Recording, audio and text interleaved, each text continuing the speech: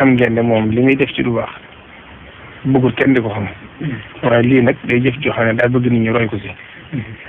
ndax julli mbooloo moo ëpp doole julli kenn bi sab'in wa ishriina daraja naafile sax dañ lay wax ne am na nu muy demee nga wéet def ko mooy gën waaye bu fekkente ne boo ko defee nit ñi roy la ci nag boobaa day nekk lu gën nga génn ko ci biti biir gi dañ ci ragañ gis tam kon nag sëriñ bi ngir xam ne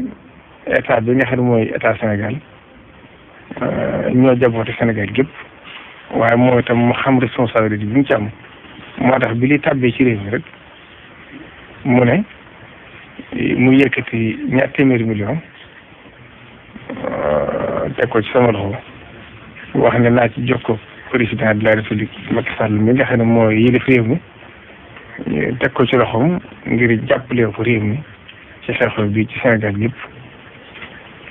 bi moo ko waxee itam ma jokkoo ci moom mu rafetlu ko sant ci waxee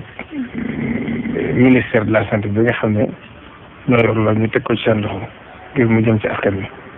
loolu nag bu ngeen gisee sëriñ bi def ko ñu war koo leeral dafa jox ndigal taalibe yi Sëriñ Tuubaa yëpp nga xam ne sañ na leen digal sañ leen tere na ko ci ñëpp roy kenn ku ci ne loo man ci dimbalee ko réew mi ndax xam nañ diis na ci ñëpp jàpp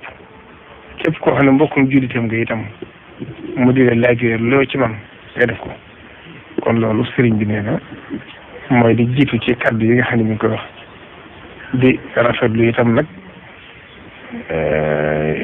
liggéey bi di soññu ñi nga xam ne ñoom la yàlla teg loolu ci seen loxo